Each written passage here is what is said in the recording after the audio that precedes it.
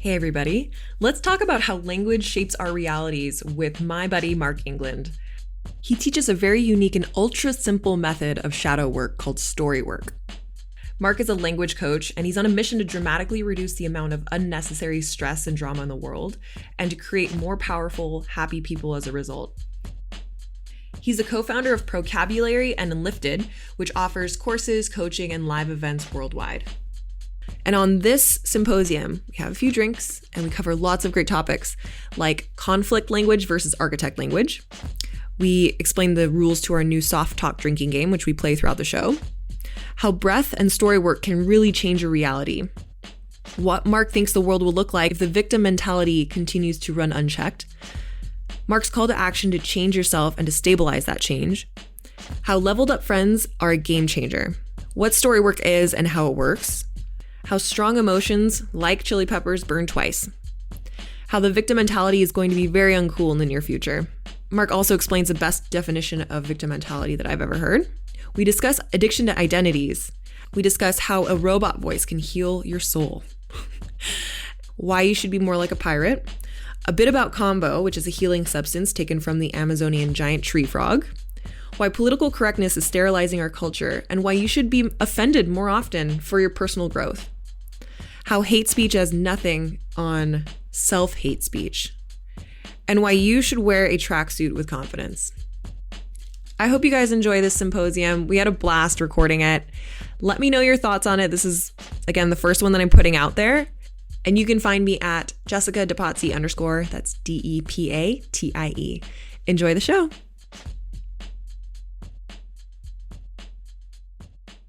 And I'm going to take a picture of us real quick. Okay.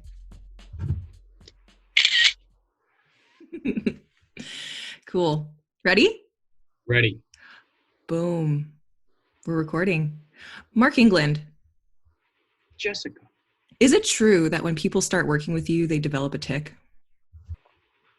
The vocabulary stutter, as it has been known for a little while. The answer is yes. Almost exclusive across the board, yes. Because when people connect the dots between how their language is influencing them, they start a process. It first starts with awareness. Awareness, one, that there's a game to be played. And then, specifically, what words to use less of and what words to use more of. And when people start practicing, because its vocabulary is absolutely a practice, Jessica, they start taking out words, keywords, like soft talk keywords, because what we think and say matters, especially when we're playing drinking games. Much like we are today. I've been on over 100 podcasts. I stopped counting at 100. That happened sometime in the middle of last summer. This is the first one that I've ever boozed on, and first one I've definitely ever played a drinking game on.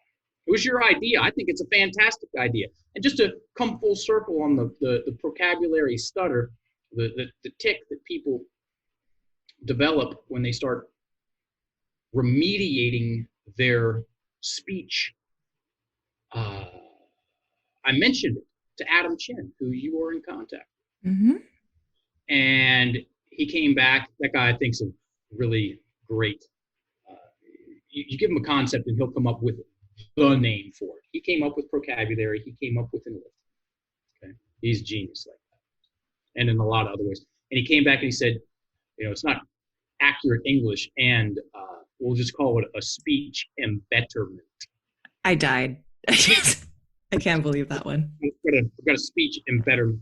We dropped that. We just graduated a big pile, a gaggle of level 2 enlifted coaches, story work coaches. And Adam came on at the end and just gave everybody a big, great job, talk.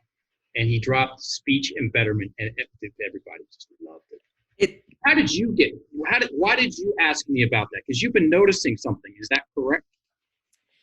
I interviewed Ashley Bledsoe, who's one of my best friends in the whole world, and I believe she's in your level 2. She just graduated. Ooh, congratulations, Ashley. So on the podcast, You want sorry? to call her right now? You want me to call her? Yeah, let's do it. Cool. Yeah, good idea. Can we drop F-bombs on here? Sure. Cool. I wanted to ask you about that, Mr. Language Expert, on what your thought is on that. I'm a big fan of spicy language. She's in my phone as protect your phone. For fucker for life? Where did that come from? You know what? Either she's going to tell us or I'm going to tell us. So we'll see if she'll tell us first. Well, the show that she was on, we talked for 3 hours about sex, and floor fucker didn't come up, but I feel like it would have been okay. Hi, you've reached Ashley Bledsoe. I can't get to the phone right now. Please leave a message and I'll call you back as soon as possible. At the tone, please record your message. When you've finished recording, you may hang up or press 1 for more options. Ashley Bledsoe, hey, I'm on a podcast live right now with Jessica DePapi, and we're talking about you. Hey, floor fucker. Just wanted to get the story of why you're in my phone as floor fucker for life.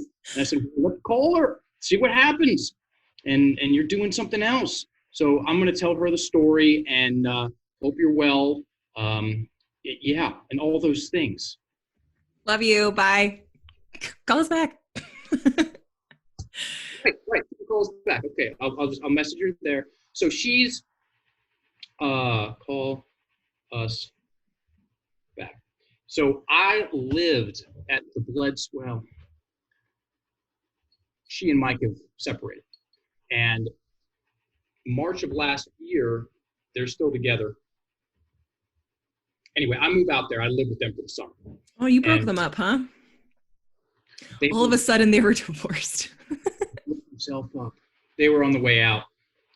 And just on a side note, I've seen 2 couples decouple in world-class ways. And since we're talking about language, they did it so well that I watched them have a couple of public discussions, hour-long discussions about the status of them, like real time, real feels. It was impressive. She comes in with a floor fucker t-shirt on. And, not too many of those floating around. She goes and she strips. She did an amateur night at a club up at Oceanside. Oh, yeah. I think she won.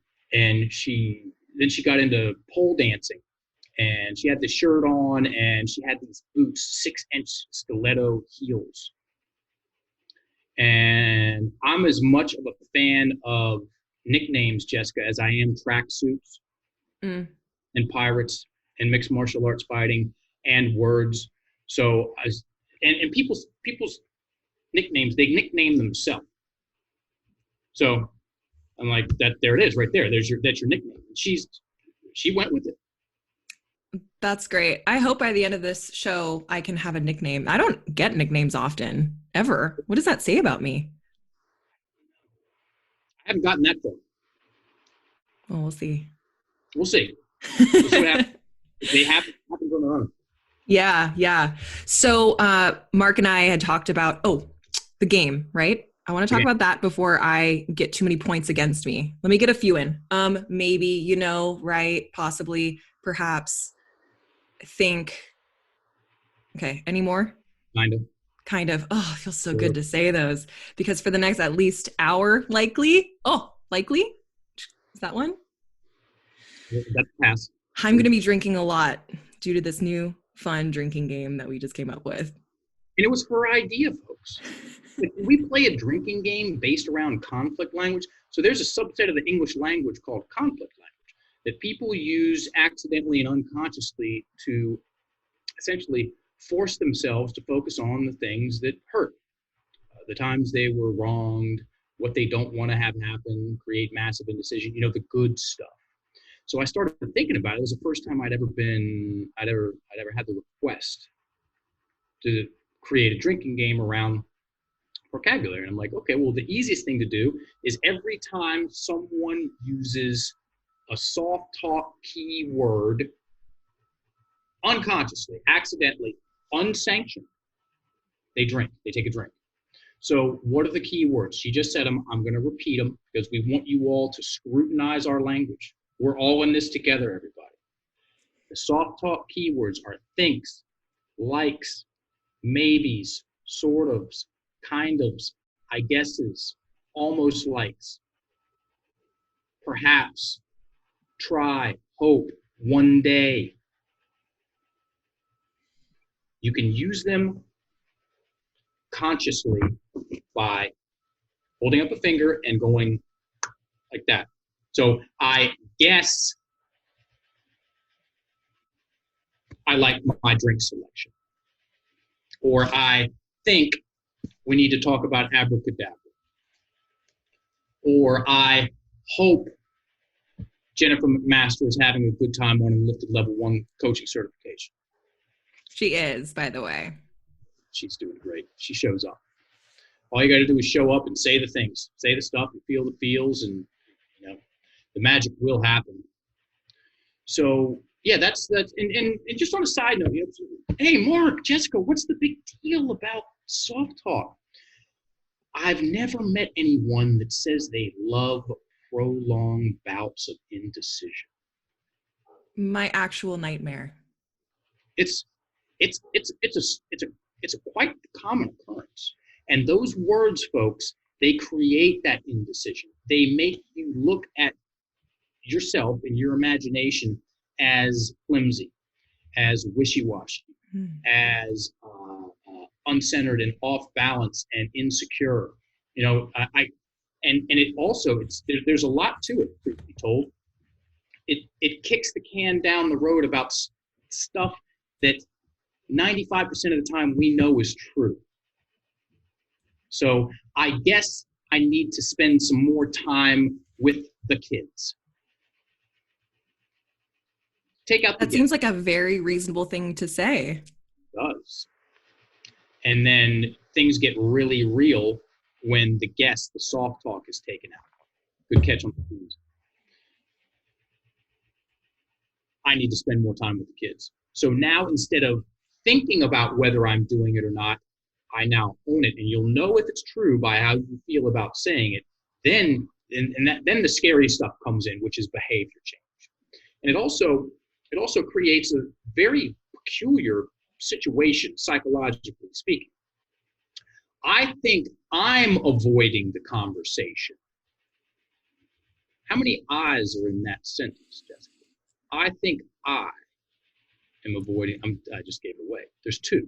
I just created an extra me and delegated some of the decision making on. There's now two of me in my imagination. Why do I need an extra me when I'm deciding what I'm going to do with my life? Trust me, one's enough, folks. One of you is plenty. That's insane. It's crazy. It's exactly. It is. And we like sanity. Okay. We have when we launched and lifted at Paleo Effects, the wristbands, we had those little plastic wristbands or rubber wristbands, and it said sane, sexy, secure. Sane, like sexy, secure. I'm going to get in insane shape. Why don't you get in insane shape? Anyway, words. So that's good. When we soft talk, we drink. And there aren't that many people that know how to play spin the pen games. This is how I got through school with my ADD. Yeah, that's self-diagnosed. I've been doing this for probably 25 years. Let me see yours. It's pretty good, huh?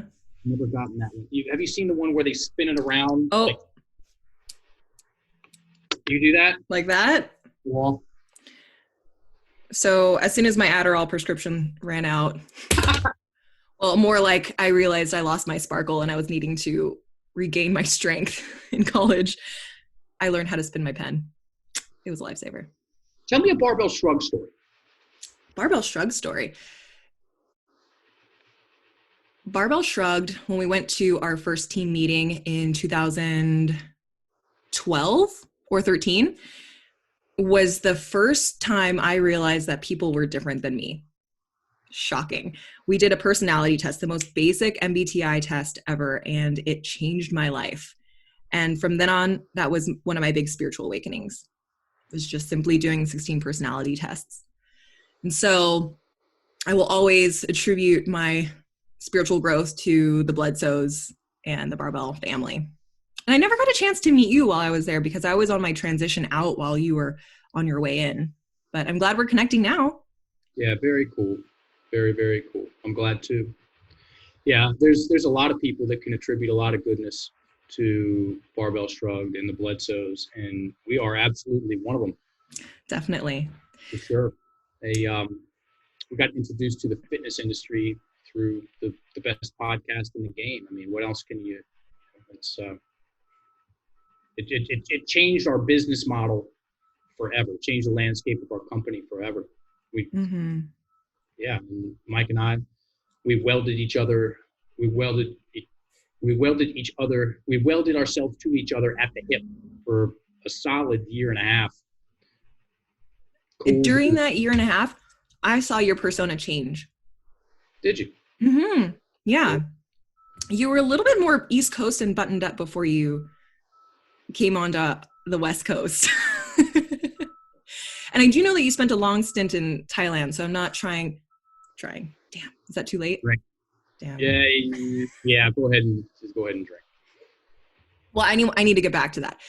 So you are not a stereotypical East Coast guy because you stayed in Thailand. You lived in Thailand for 10 years. And I'm sure that does something to your culture and your language, which I want to ask you about.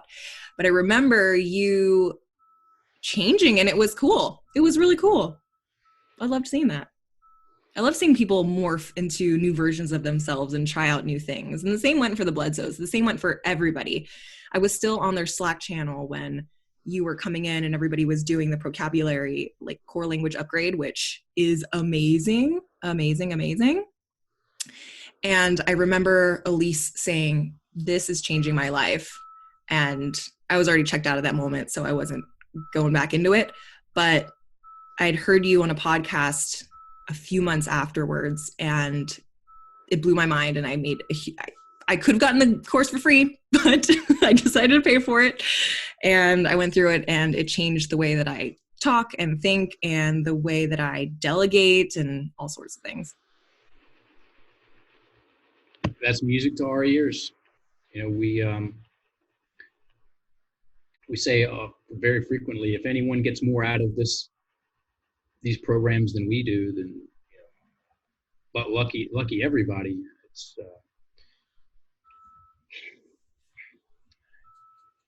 it wasn't a do or die moment. That's too strong of language. It was a do or be a miserable bastard for 3 to 4 more decades and die a grumpy ass, twisted old man. And what I mean by that is when I realized after a year of not laughing, I didn't laugh for an entire year over in Thailand when my knee fell off, and my martial arts career stopped.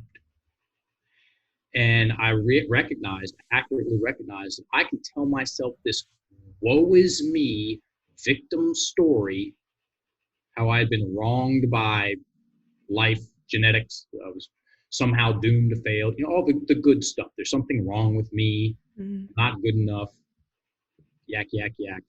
Different flavors of a telephobia. Look at telephobia up, folks. It's the thing.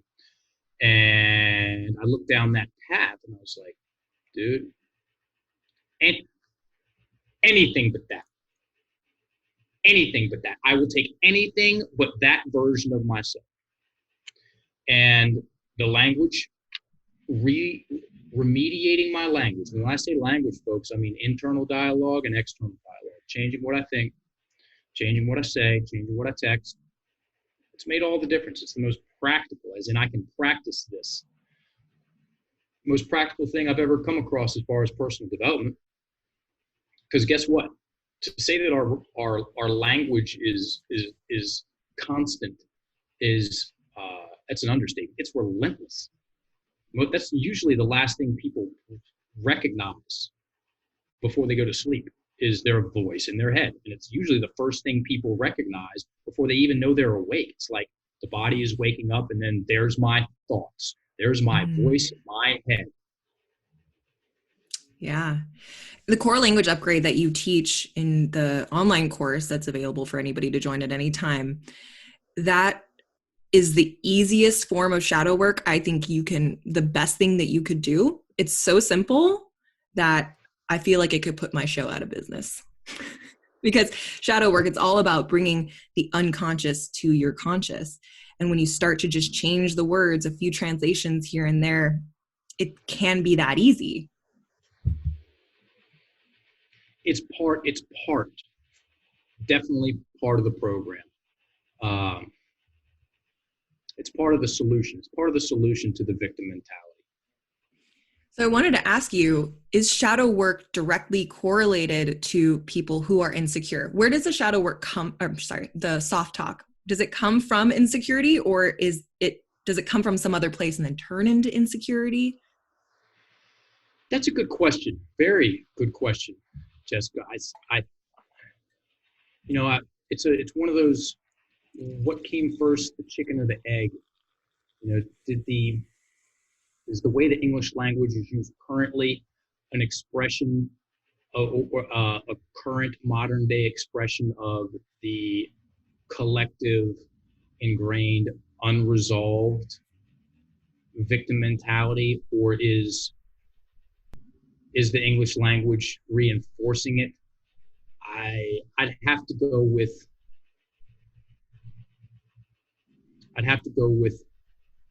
it is an expression of,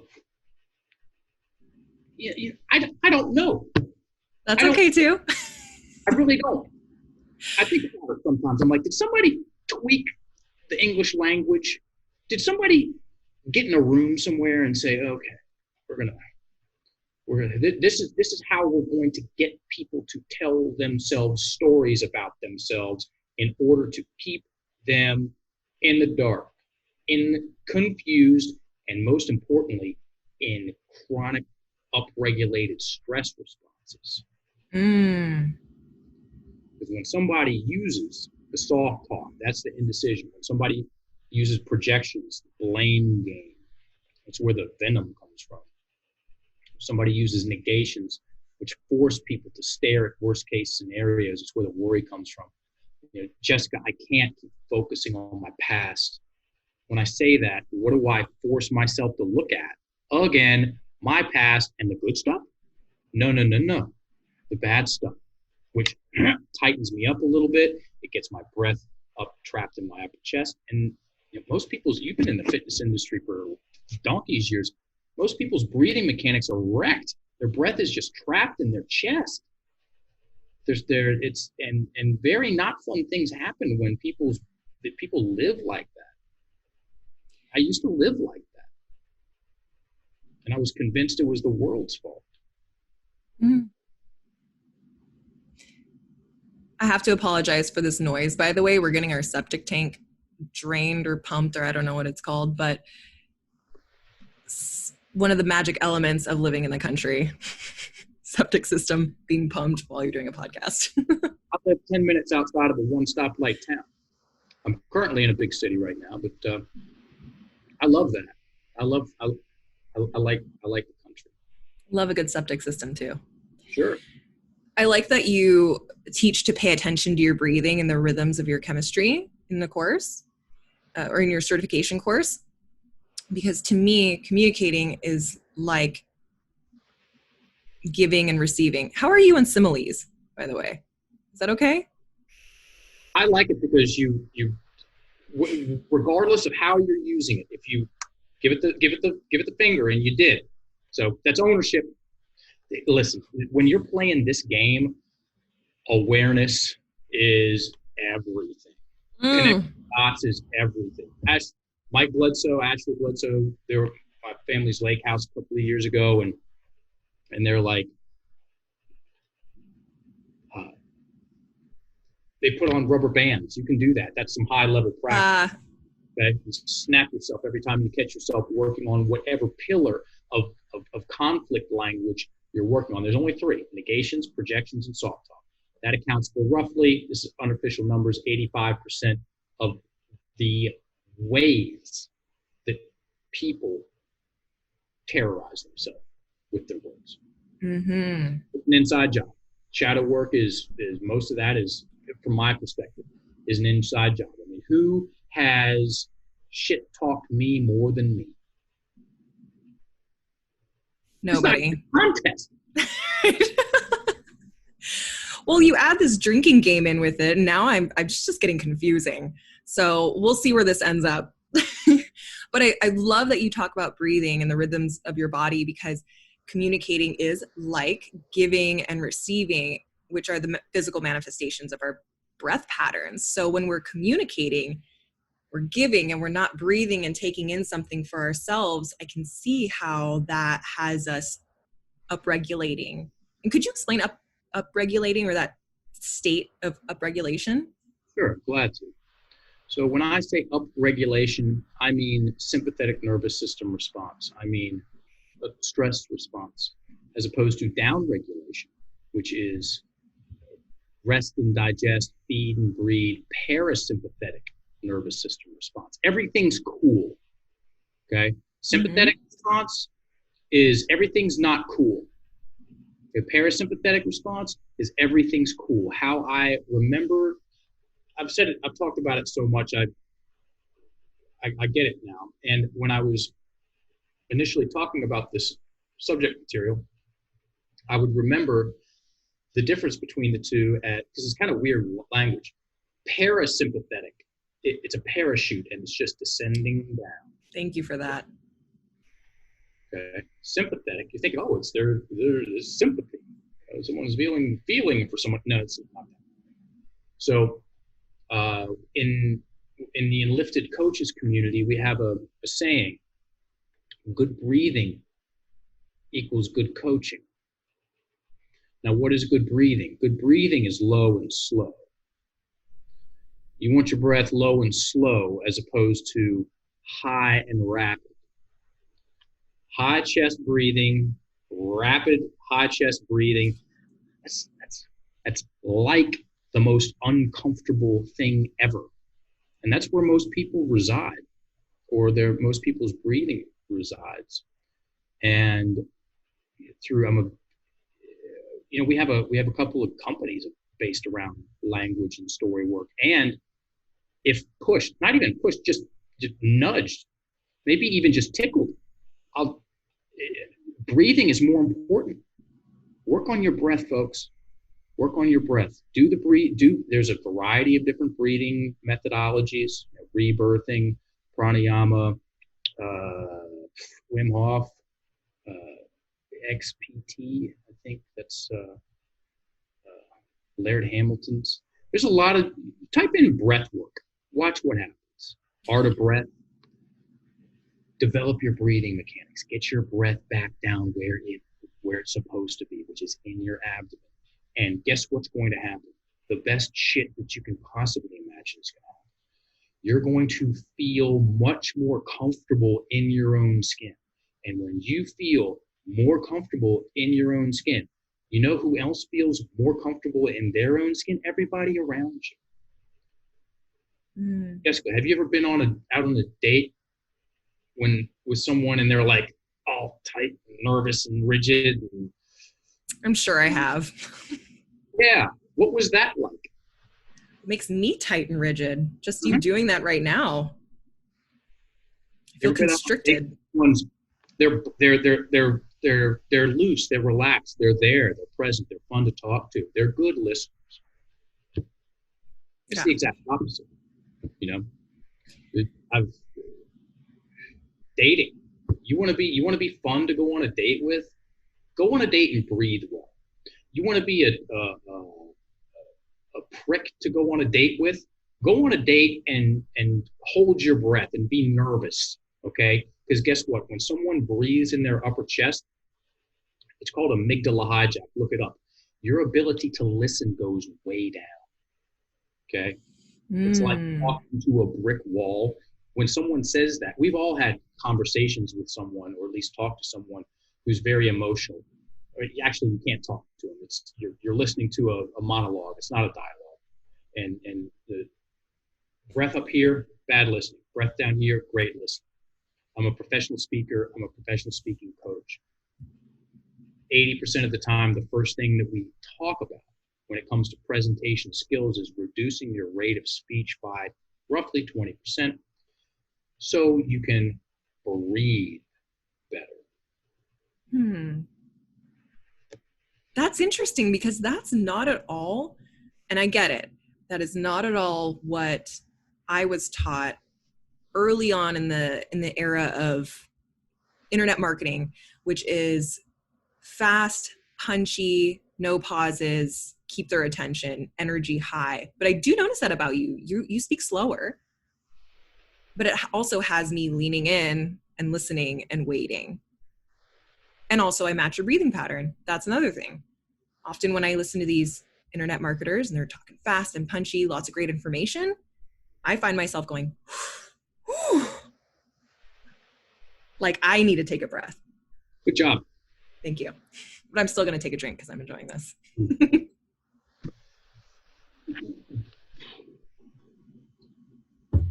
So my reply to that is great. If they're doing that on purpose, if that's their conversation style on purpose, and they're getting the results that they want from their audiences, wonderful, wonderful. For me, I choose to speak this way. And I've chosen to speak this way for so long that I don't have to choose to speak this way anymore. I say less, I get more done, I feel better in my body. I like it personally because the cadence, when we're talking about speaking, cadence is so important. Pauses are so important. Inflection is so fucking important. And if I'm speaking at a machine gun rate, I essentially throw away all of my access to exploring those things. I'm going to be doing this for a long time. I'm 13 years in. I have 37 years to go. I've got all the time in the world, in one sense. What do I mean by that? About 10 years in, I've been doing, again, story work full-time professionally for 13 years, researching, presenting, and coaching. 10 years in, I said, fuck it, I'm in. I'm in for 50 years. I don't know many people that have done anything for 50 years. I want to know what that feels like to do something full-time professionally for 50 years. What does that level of mastery and skill feel like? I'm going to find out. Okay, how do I make this as real as possible right now? Let me get on my calendar. So I do. And I scroll out to January 17th, 2057. And I write on my calendar, that's the day I give my last presentation. I'll be 80 years old. I'm 44 now. I started when I was 30 in 2007. And when I put that, talk about spells. You know what the definition of spells? A spell is, everybody? A word or a combination of words of great influence. We're casting spells for better and for worse all day, every day. When I put that spell into my calendar, some part of me just completely relaxed into me and what I'm doing and why I'm doing it and what I'm going to do and how long I'm going to do it for. And I straight committed. Never, ever committed to anything like this in my life. And so I can afford to talk slow. I can afford to relentlessly repeat myself. I also need to save some gas, okay, for the absolute longest game that I can think of. This is my third podcast of the day. This is what I do. I do this all day long because I'm curious. At the end of the day, I'm curious. You ever heard that saying? Most people know the first part. They don't know the second part. Curiosity killed the cat. But the cat killed, this is a guess, I don't know. Did I get a little bit right? Curiosity killed the cat. Satisfaction brought him back. Oh, that's nice. So you're turning into the old Japanese man who cuts noodles for 100 years. I always wondered what that guy had that made him so happy, cutting noodles, fermenting beans his whole life. There's just a contentment, like you'd explained, that, okay, I'm going to be doing this for 50 years. I'm super stoked on that. How do you commit yourself to something like that? Okay. So I was on the level 2 graduation call on Wednesday. We were talking about parenting and kids celebrating wins. And I said, get a notebook and allocate it. Allocate a notebook for each of your children. Okay? You got 3 kids, get 3 notebooks. And in those notebooks, celebrate their wins, as in write them down. And Yes. what that's going to do, it's going to build a winning identity for your child, little human being. You're going to architect, you're going to engineer an identity that focuses on winning and doing a good job and celebrating doing a good job. I used to celebrate my losses. What do you mean, Mark? What do you mean you used to celebrate your losses? I mean, focus on my losses, relentlessly focus on my losses and shit talk myself to try to get a better response out of myself. I was celebrating my losses, which means I'm a loser. You celebrate your wins, you focus on your wins, that means you're a winner. You're practicing something. Guess what, folks? We're practicing versions of ourselves all day long. The identity, the current Webster's definition of identity, we did a TEDx talk about this, is the fact of being who or what a person is. We are not factual. Jessica, I guarantee you see yourself differently now than when you were 5 years old. I do too. So does everybody listening to this. Our identities are not facts. They're not static. They are ongoing, fluid, flexible processes. And we participate in those ongoing, fluid, flexible processes with our words. We do that all day long. So on top of advising, you have kids or you have clients that have kids, get a notebook, celebrate their wins. Pay attention to what they pay attention to. There's only a few things. There's a handful of things that hold my attention. Martial arts is one. Story work is another. So after 10 years of me being captivated, enchanted, spookily, that's not a word, I'm using it anyway. Like it. Just this relentless ability to stay focused on this work. I said, I don't need to see it. I don't need one. I'm in. It took me 10 years to get there, and then I'm in. And part of me relaxed. So I don't have to think about work anymore. I don't have to think about what I'm going to do anymore.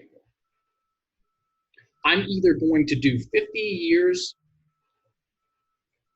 of this work, or I'm going to go out trying. I don't care. I said this to one of our coaches the other day, and it just, you can see the look on his face, and it's true. I promise you when I say this. I don't care if a thermonuclear warhead is about to land on my nose. I'm doing story work sessions. I'm doing the podcast. I'm answering the emails.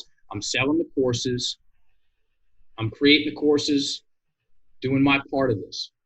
Like those questions are answered. I do not have those questions. They do not reside in my consciousness or subconscious at all. It's over. So what's at the end of all of this? What do you want to make obsolete in 50 years or? Me. I want to make me obsolete. I want to put myself out of business. I want to extinguish the victim mentality off the face of the earth. Because it's the biggest joke in the world. It's the biggest lie ever told. What does the world look like without the victim mentality? Because you're changing culture now. You're changing language. If this all goes as you expect, we're going to live in a very, very different experience. Yeah, it's going to be Star Trek. It's going to be Star Trek. Technology is here to say, "Oh, that's a real genius thing to say, Mark." Well, no shit. And so I look at Star Trek, and I'm like, cool.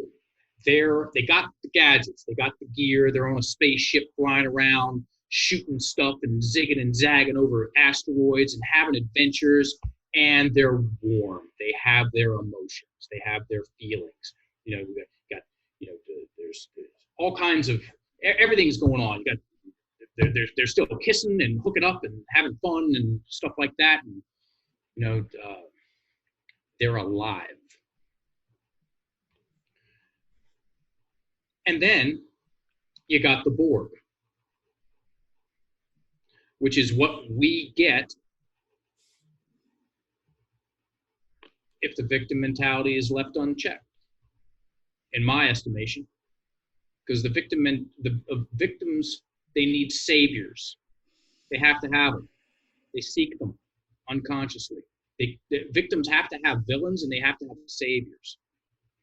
So the villain will be whatever fucking flavor of the month the villain is. And then the savior will be a big tech, omniscient government, one world. And the Borg is not sexy. The Borg is like,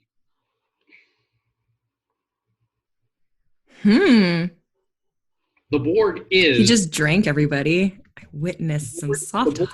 The most unsexy shit that's ever happened ever in the history of history. They're tan. They have no tan. They've got cords coming out of their neck. They don't dance. There's no fun. It's just sterility. And they're farmed, and it is literally the worst case scenario for merging man and machine. That's what we get. And we're at the precipice. We're at the crossroads. And it could be an even split. It could be part of humanity goes this way and part of humanity goes that way. Jessica, I really don't know how this thing's going to play out. Okay. All I know is that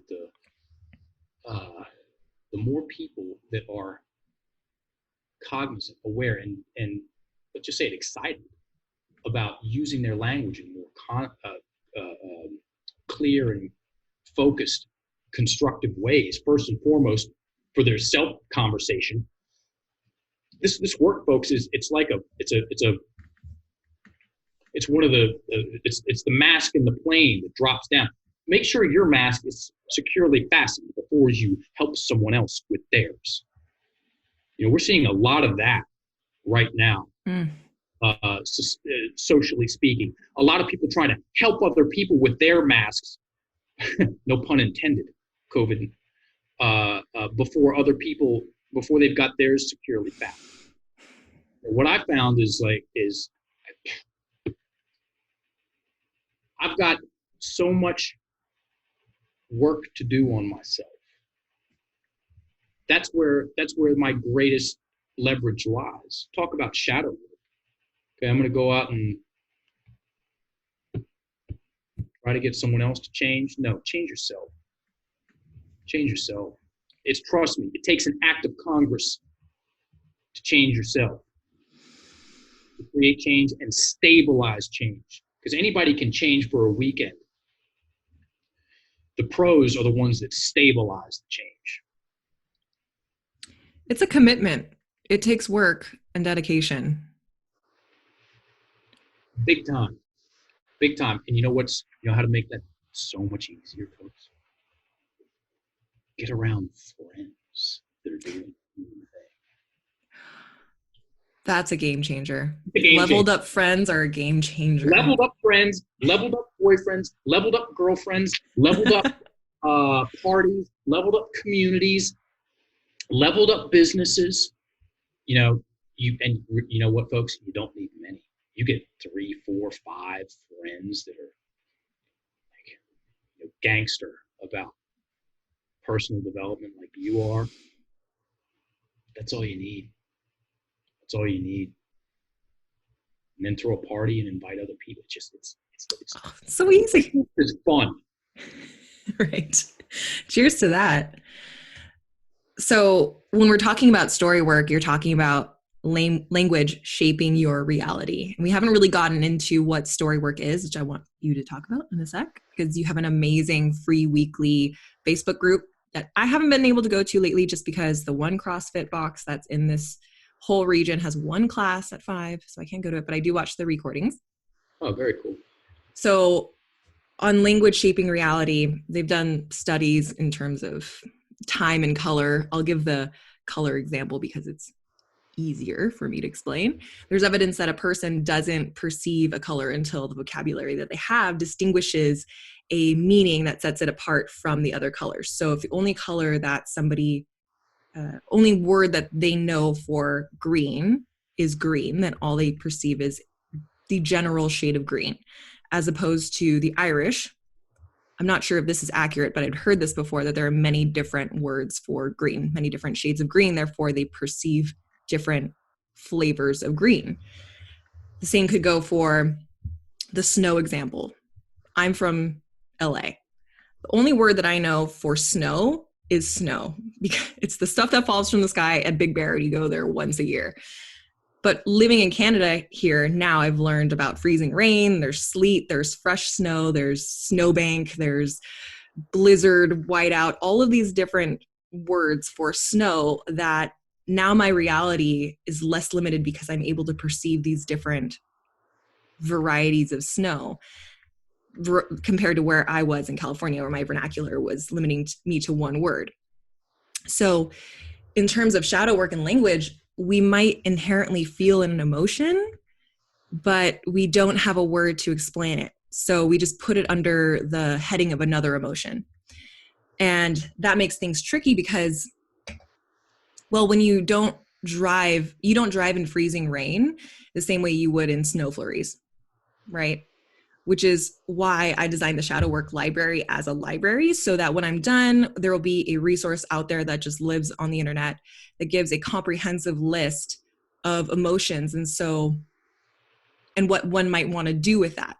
So instead of feeling just angry, you can scroll down, you can see I'm feeling opinionated, I'm feeling inferior, I'm feeling isolated, I'm feeling sacrificing, controlling, manipulative, et cetera, et cetera. And the same goes for more high vibrational feelings, like instead of feeling soft talk.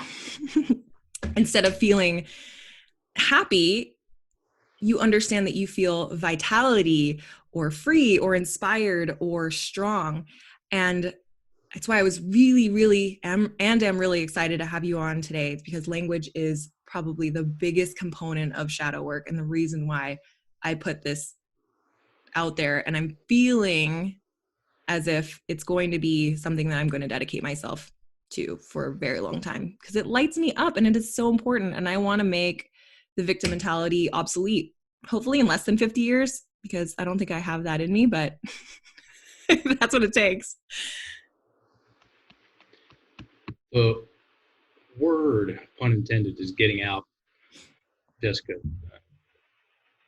It's so much easier, of course, I've gotten better at talking about this stuff over the years. And then also it's so much easier to talk about this stuff. People are, oh yeah, that makes complete sense. It's much easier to get people, or for people to get themselves excited about story work, changing their story. So what is story work? Story work is you, me, anyone listening. It's a process of becoming more of the observer of your story and looking at the how instead of the why. Why am I so fucked up? Why am I so insecure? Why is that person treating me this way? Why? Okay. Why is played out? It's overdone. It's burnt. How, on the other hand, in my opinion, is a much more interesting and sophisticated and objective and practical, as in it can be practiced, conversation. How am I telling myself the story that I'm not good enough? How am I telling myself the story that no one will ever really love me? How am I talking myself out of opportunity? Well, first things first, folks. The lowest hanging fruit in story work is to pick up the pen and write out the stories conversationally. Don't write about the stories, write out the stories. As in, I write out the story, I hand it to Jessica, she reads it out loud. It's a story. It's everybody will understand it. She can read it. It's conversational. 97% of the population. This is coming from a 30-year study on goal setting from Harvard and Yale. 30% of the population, what am I saying? 3% of the population, only 3% of the population has any written goals down. You write down half a sentence on a cocktail napkin, you're now in that 3%. Congratulations. I know, right? I've got some hot bay here too. Oh, thanks. Yeah, glad you noticed. Most people don't write down their goals, okay? I remember more than once in high school when I handed in a rough draft. Did you ever do that? Hand in a rough draft by mistake? Or on purpose? Than me. You're like, oh, by mistake? No, I mean, I did it on purpose. I haven't done that on purpose. Scribbled something out the night before, maybe in the parking lot the day of. I handed in a rough draft, and I got the grade I got. Usually it was somewhere between a D and a C. Also, there were times when I didn't hand anything at all. I got a 0. As far as goals are concerned, most people don't even have a draft. It's the same thing when it comes to the stories that haunt them. A story written out, pick up the pen, even if it feels 500 pounds, and write out the story. Write out the stories that have plagued you, that have haunted you, that every time you think about them, you tighten up from the butthole, your butthole all the way up, puckered. Butthole chakra. It's true. And the difference between in your ability to navigate the story in the language, the difference between having a story in your head, which is seemingly infinite, whirling around, there's a flash of the picture there, it comes around and kicks you in the teeth here, and then it's gone, and oh, what do I do with it? Which is, when stories are kept up here, most people revert to either running from them or fighting them. Both of those are losing battles. Pick up the pen and write it down. Once it's written down, it goes from seemingly infinite to finite. From there, you've given yourself perspective. You've literally given yourself distance from whatever, from your eyes down to the page. Maybe that's 2 feet. You've now got some distance there, some little breathing. It's more manageable. It's 1,000 times more manageable.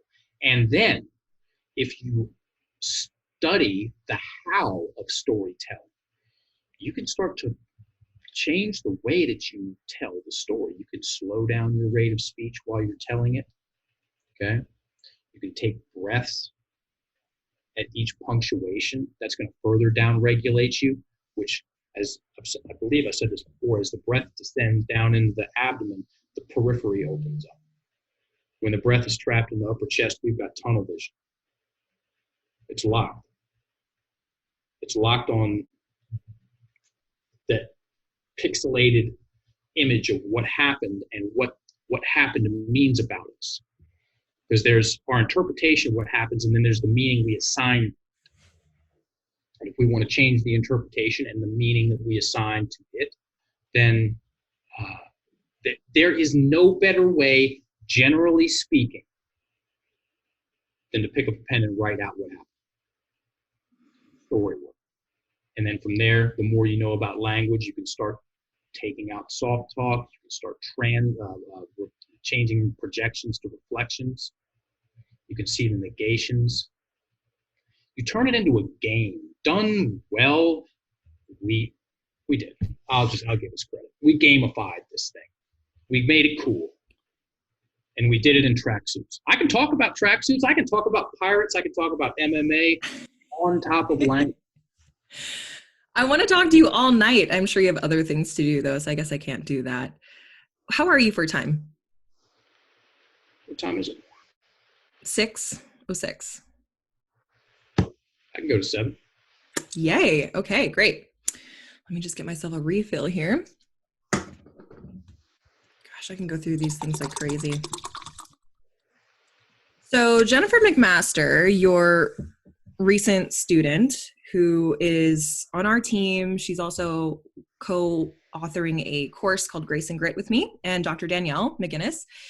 She did some story work with me while we were in Sauble Beach doing some kiteboarding. Sitting on the beach, wasn't expecting a therapy session, but I just had this problem with getting immigration in Canada. I'm having a difficult time understanding if I want to be here full time, because you have to stay in the country for an extended period of time while the application is being processed. And with everything going on right now, all the offices are closed. And so it just takes a very long time. And I thought that that was my problem. Her second class into your certification, she said, let's do some story work. It'd be helpful if I had a pen and paper, but we're just going to riff right now. She was so good. I was in tears in 5 minutes, by the way. Found out that all of this whittled down. We discovered my storylines. I had 3 in there. She told me to choose the one that felt most visceral, and it was about my parents. Did I do some soft talk there? Me giving her a good job nod in my head. Oh, okay. Visceral. That's called put the gorilla on the table. She crushed. My visceral reaction was the storyline with my parents. I feel guilty for not being in Arizona because I remember being a kid, I told my parents they're going to live on my property and we're going to have this existence, and I was committed to it, and I'm still committed to it, but my reality has changed a little bit, and what I want is to not necessarily live in Arizona where they live now. And she gave me a choice to make one action item, to choose one action item, or to continue to feel this way. And my action item was so simple. I just need to call my mom and have this conversation. My parents don't want me to be unhappy. They told me, don't live in Arizona. This is not the place where you need to live. But still, I was holding on to this idea, this promise that I made them when I was younger. And all it takes is a phone call. So if my mom's listening right now, Mom, I haven't called you yet, but I need you.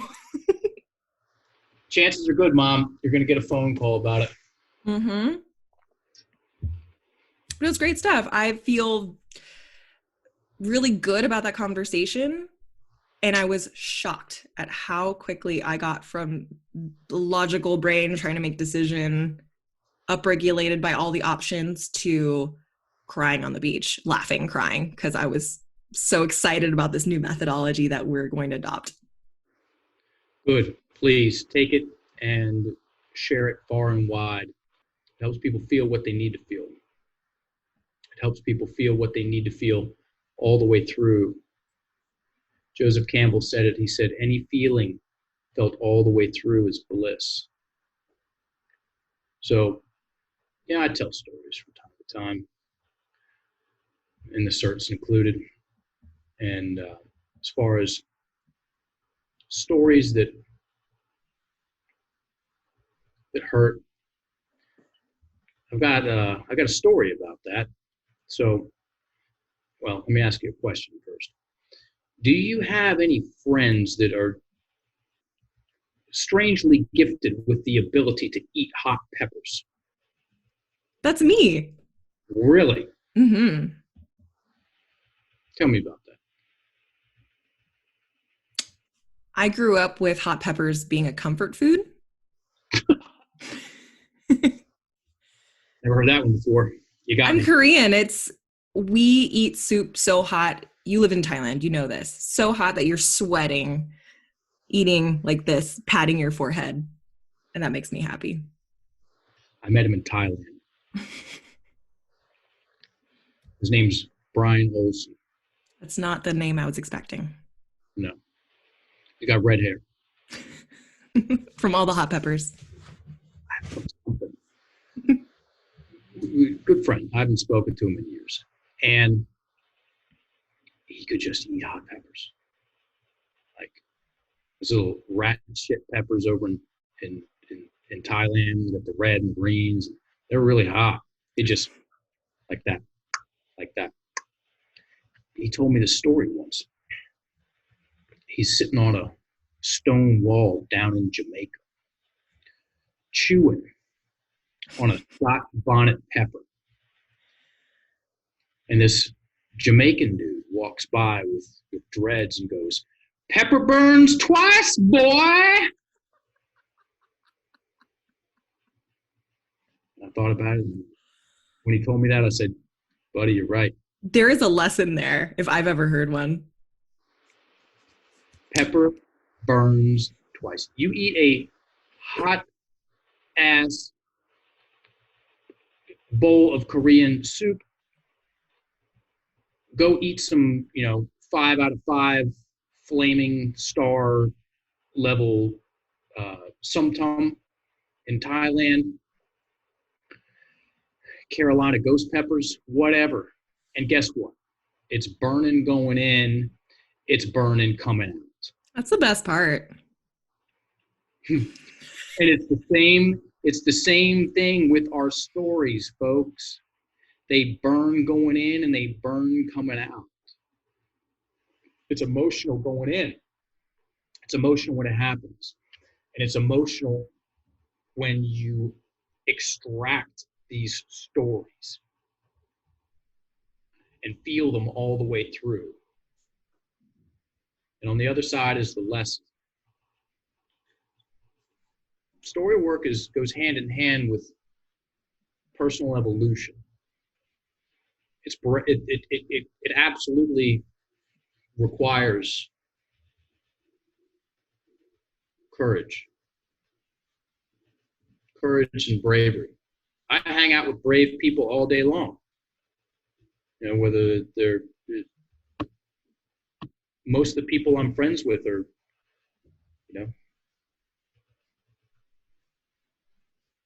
so committed, so committed. Balls deep. I'll say it. In personal development, it's the new cool. It's the new math. The victim mentality is going to become uncool. All right, I'm casting spells. The victim mentality is going to become uncool.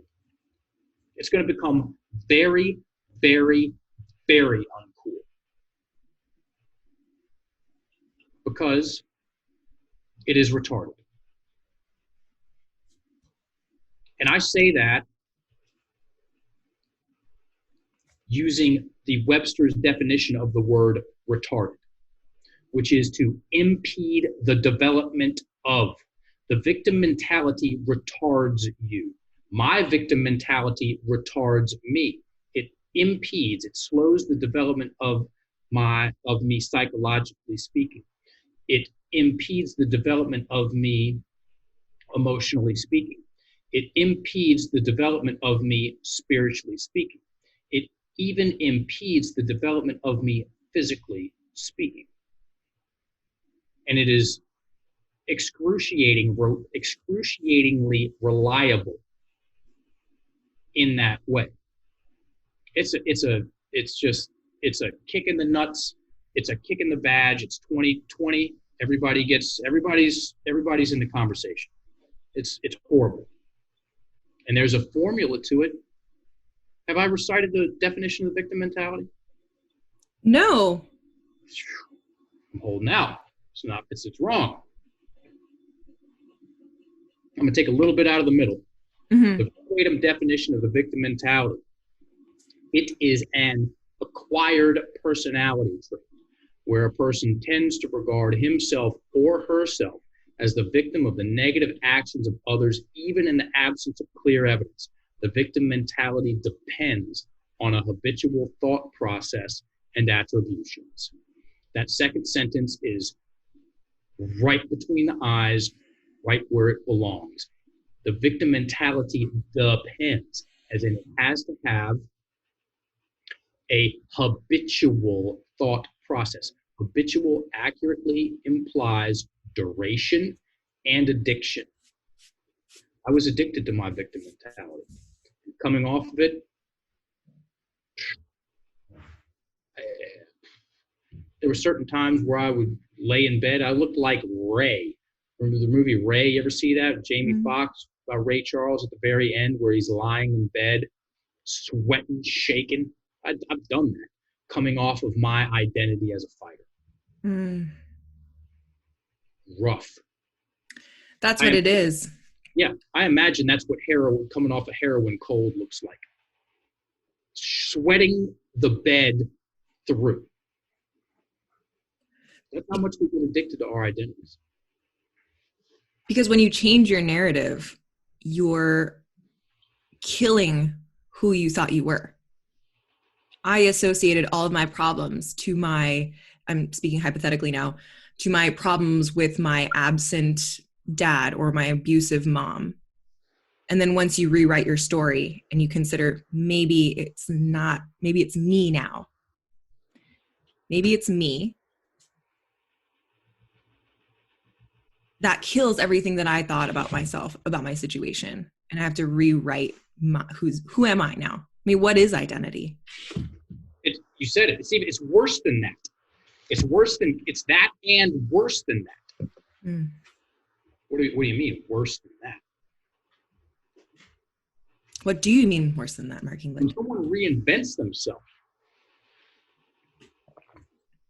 when someone changes their identity consciously, because guess what? There's an unconscious process. It's just when someone consciously goes in and changes their identity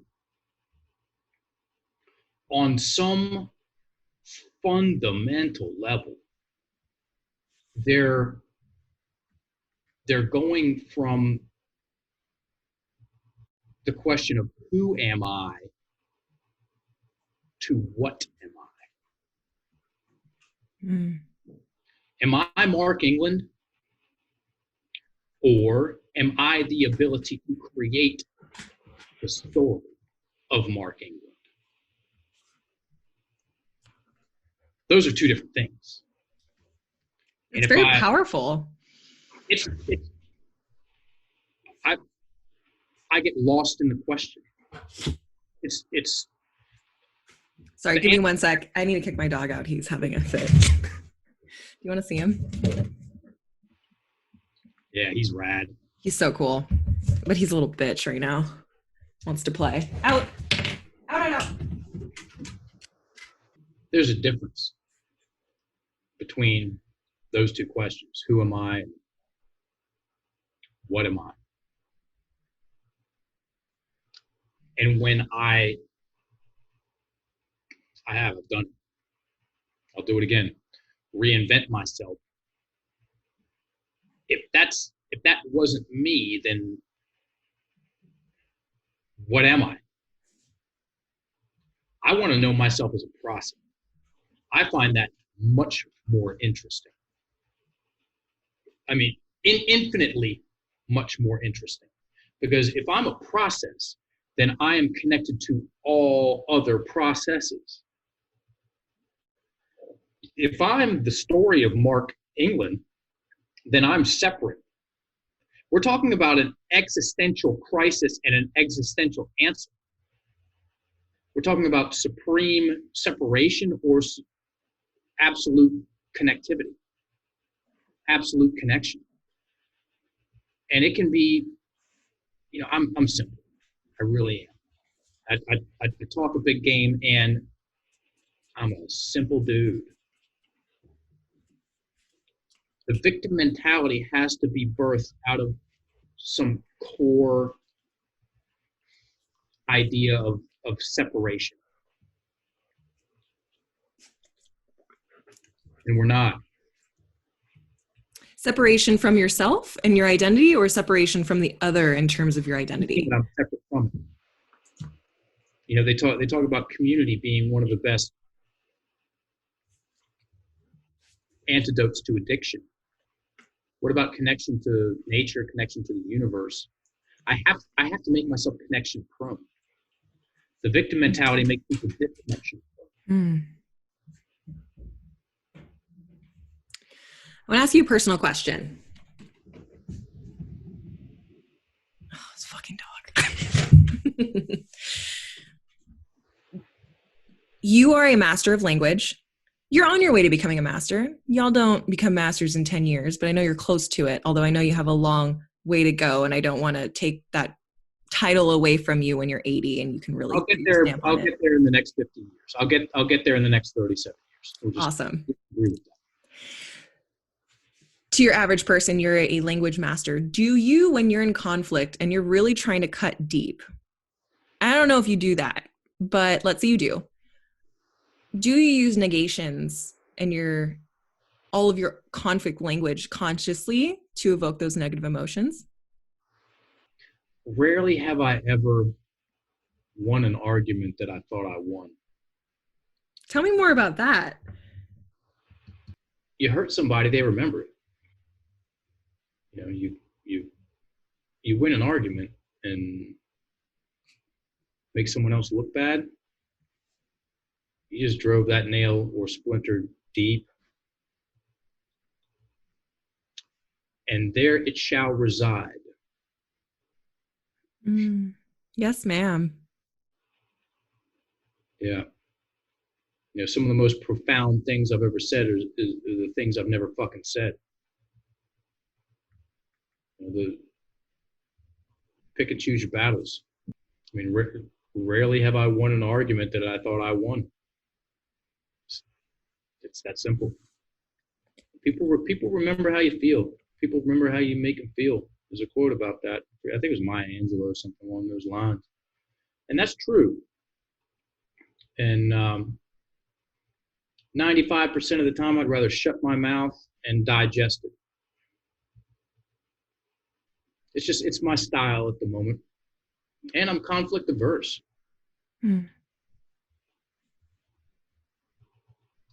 Turns out, like, I'd rather laugh, have a constructive conversation, but I play a good game. It's not the right language. I got a hard edge. I'm a big softie, and I like that. I like that about me. It's a fun way to be. Oh, I love that.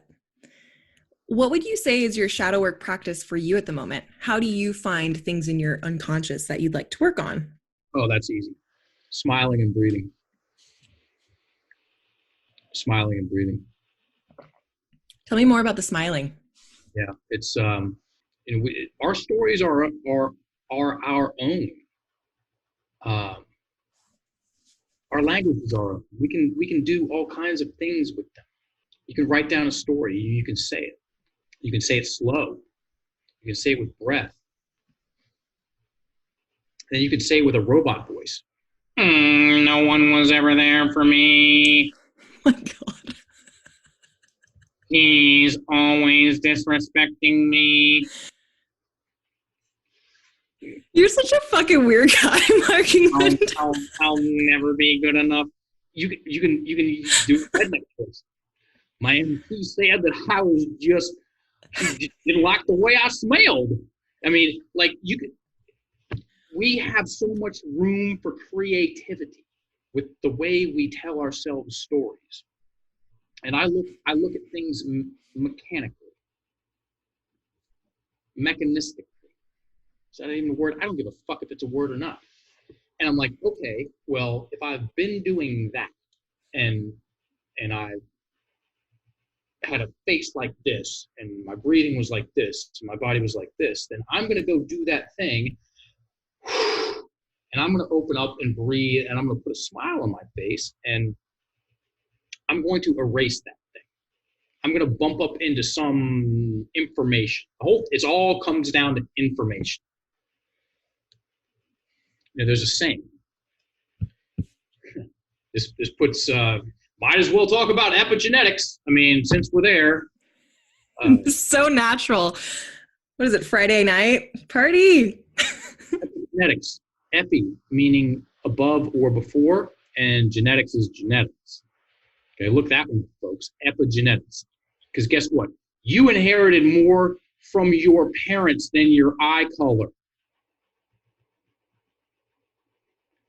Here's the quote. If you shake the Etch-a-Sketch hard enough, you break the family curse. I'm going to say that again. If you shake the Etch-a-Sketch hard enough, you break the family curse. Your parents' breathing patterns massively informed your breathing patterns. Your parents' thought patterns massively informed your thought patterns. Your parents' emotional patterning massively informed your emotional patterning. Let's make this even that much easier to understand. Your parents' eating habits informed your eating habits. So when you go on that quest of changing anything about yourself, you're bumping up against more than just yourself. You're bumping up against family history. So give yourself a fucking pass, ladies and gentlemen. Give yourself a pat on the back for even wanting to try to do that stuff. Give yourself a pat on the back for incarnating at a time when you had the opportunity to do it. We're living in the greatest time ever. I don't care what anyone says. I'll argue that forever. You had to have what? 30 minutes. Are we talking about tracksuits? Tracksuits. Well, one more serious question, but I'm not assuming that the tracksuit is not going to be a serious question, but you need to get into some of the deep stuff. Actually, I feel like we covered everything, honestly. Let me just check my notes here because I had so much. I've been thinking about this interview for weeks now because I just respect your weird brain. Yeah, my last question on on story work. Where do you find most people get stuck when they do story work and they need a little bit of help? They get stuck at not writing it down. It's that first step. Why would somebody not want to write it down? Because it's scary. There's some part of us that's like, oh God, I don't want to go feel that. Because I know if I write it down, the feels are coming. I don't want to look at that. I don't want to own that. Sure as shit don't want anyone to come across this notebook at some point in time and read what I wrote. I mean, the answers are, there's a variety of legitimate arguments for not writing it down, for keeping it inside. And they're all, well, what they are. Write it down. You want a hardcore practice, folks? Write down verbatim the worst thoughts that you have in your mind about yourself. You want a shadow work practice? Do that.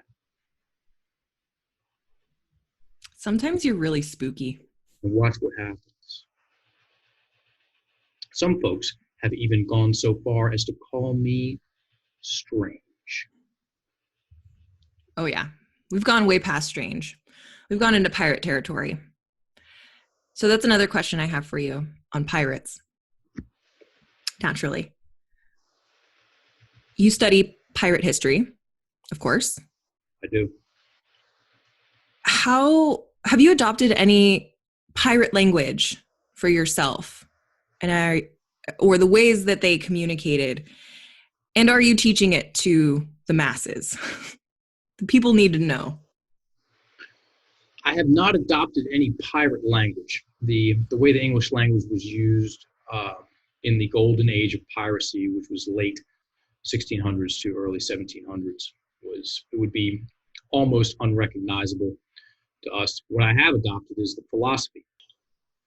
They were the best storytellers. They were the first internationally recognized brand, which is the Jolly Roger, which is the skull and crossbones. You could raise that flag anywhere around 1720, anywhere on the seven seas, and everyone knew what the fuck that meant. They did that. They were that happened because they were such effective storytellers. They at times they were ruthless. They were marauders. They wrecked shit. That was actually a very small percentage at the time because that came at a cost. Pirates were the first people. Now you got to understand there's a very slight difference between privateering and pirateering. Privateering was government sanctioned looting of other ships. Pirateering was non-government sanctioned looting of other ships. And so a lot of people are like, well, if I'm going to go risk my ass to go steal all this shit and go take it back to the crown, why don't I just do it for myself and I'm going to steal all this shit, take it back to the crown and get paid nothing. Why don't I just go do this for myself? Okay, initiative gives me a hard on. That I love that stuff. Regardless of just people that go after things. Most people are consumers. Stop being such a consumer. Go after what you want. Stop asking for permission. Okay? Better to ask for forgiveness than it is to ask for permission. So pirates, and they had to have their backs. They had no backing. You want to talk about courage? They created their own code, the pirate code. The Brethren of the Sea created their own pirate code. And it was as fair as anything that has ever been written down and implemented. Okay? And actually the pirate code influenced the Declaration of Independence. Yeah. So the pirate code, they were the first people to enact workers' compensation. If you lost a finger during battle, you got paid X amount of pieces of 8. If you lost an arm, same X amount, pieces of 8. That's how they measured coinage. Leg, eye, whatever. So what they wanted to do was to scare the crap out of whoever they were coming up on, take their stuff with no violence. That's exactly what they wanted. Because if they engaged in a skirmish and a bunch of their people got wrecked, they had to pay out. And now they've got all these injured people on deck. Okay? You know what else? You know what else they were cool with? The whole thing was based on a meritocracy, which is the exact opposite of identity politics. Identity politics can go smoke a fucking fat one, as far as I'm concerned. Okay? Because it's wrong. It just boxes people in and makes them act a certain way, and it's horrible. It's used as a control system. It's not about the people that it's talking to. It's about the people that want what they want. The people that buy into identity politics, they are used as pawns. A meritocracy is you will be judged, you will be valued by your skill set. Okay? And they didn't give a shit if you were white, black, green, or yellow. Roughly 35%, 35 to 50% of the pirate crews in the day were black.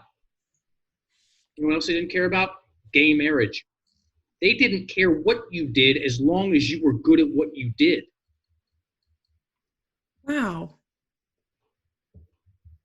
Mad respect for pirates. Oh my gosh. Mad respect for pirates. Mad respect for pirates. My father started flying a pirate flag. I didn't say a damn thing to him. He started flying a pirate flag at the farm 10 years ago. And he's still flying that flag. And did he have that same idea of understanding of the pirate code and what they stood for? He's a hillbilly pirate. That's badass. He was a badass football player, athletic. He got a scholarship. Otherwise, it was going to be coal mining. No thanks. He started his own chain of convenience stores. Got a scholarship because he played ball and he had a good work ethic. Yeah, good fun. Go find a good story about a lazy pirate. He started a chain of convenience stores in Richmond, Virginia in the 1970s and 80s when interest rates were 22%. And the dude was gangster. What's your dad's name? Tom. Tom England. Tom Wayne. Long live Tom Wayne. Long live Tom Wayne. And he was all about it. He was all about it. Sawed-off shotguns and cash. So how would the pirates of yesteryear be employed today, you think? Herbalife rep, online marketing guru. They'd be doing they would be small business owners. They would be the innovators. They would be the mavericks. They would be changing something. I want to give a shout out to How to Be More Pirate. Hold that thought. It is recommended. It's not recommended. It's not required. It's required reading for our level 1 coaches.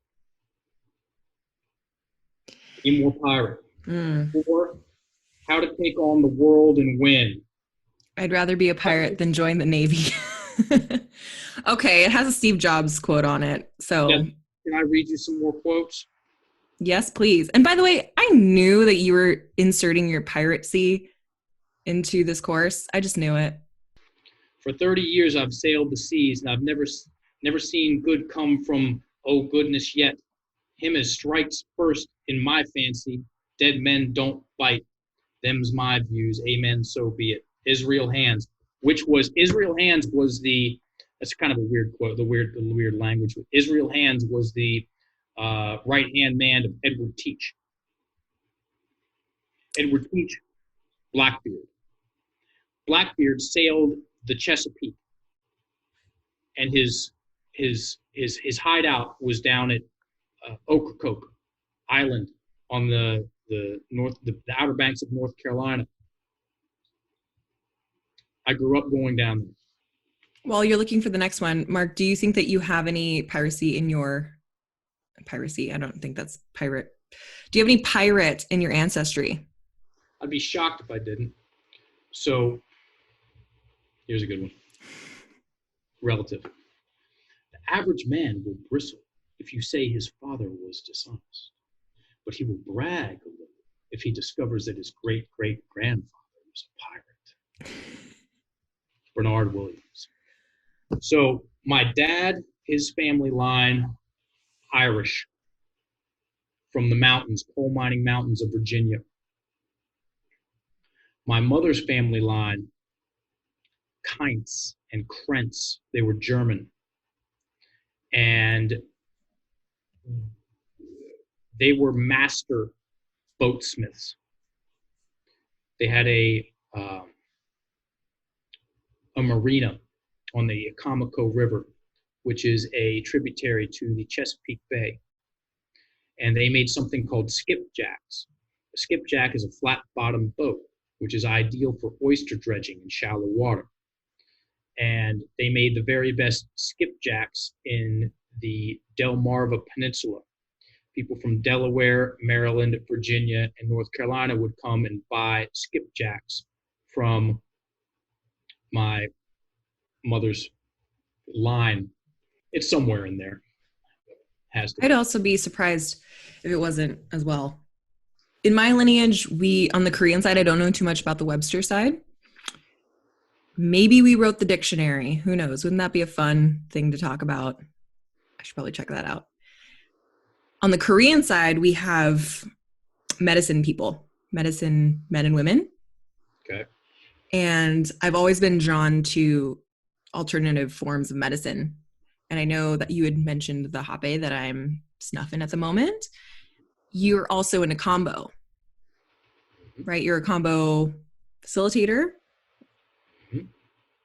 Tell me about that. How does that fit into your pirate language world? I take responsibility for what I do to my body, for better and for worse. And I also trust in the fact that my body learns. It can learn and develop itself in a variety of ways that completely outclass my conscious mind. So combo is, now I make these statements and assertions as a layman. I'm a simple man with average intelligence. Combo is a medicine, quote unquote medicine. Should I even fucking say that? Combo is a substance from the Amazon jungle basin, which is it comes from a secretion off of the back of a frog.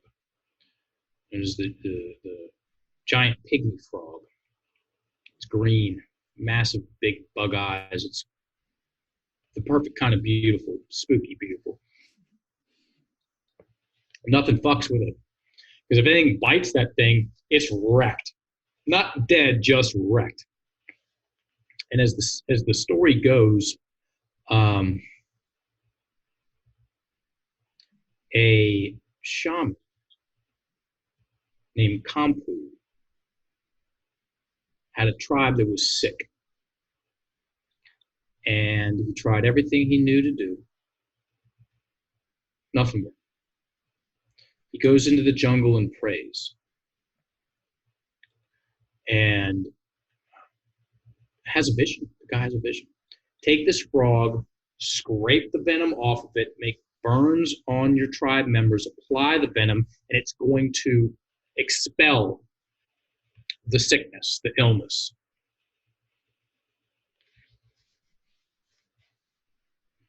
So we did, and it worked. And it then became a part of the culture. They would use it for dealing with illness. They would use it for enhancing their prowess as hunters.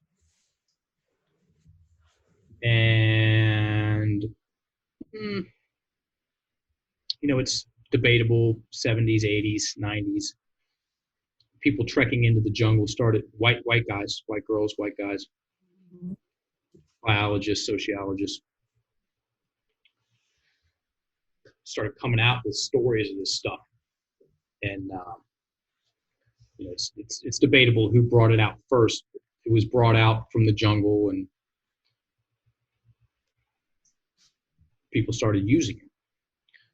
And people started using it and analyzing it. Now, in my layman's language, combo is an expectorant.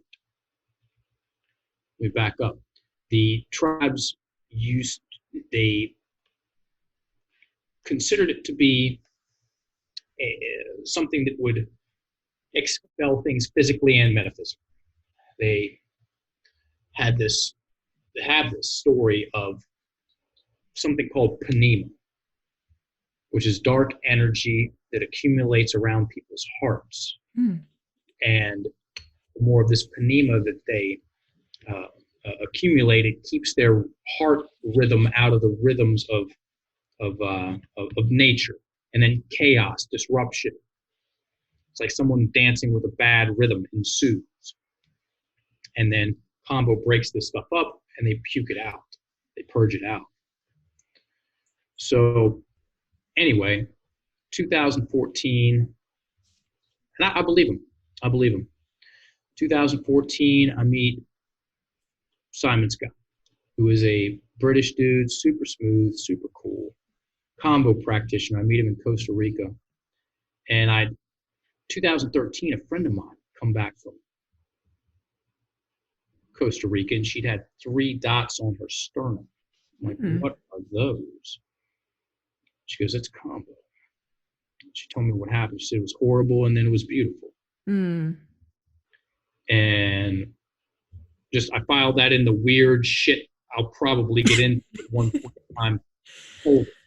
The junk drawer. I love that place. It's my favorite place to live.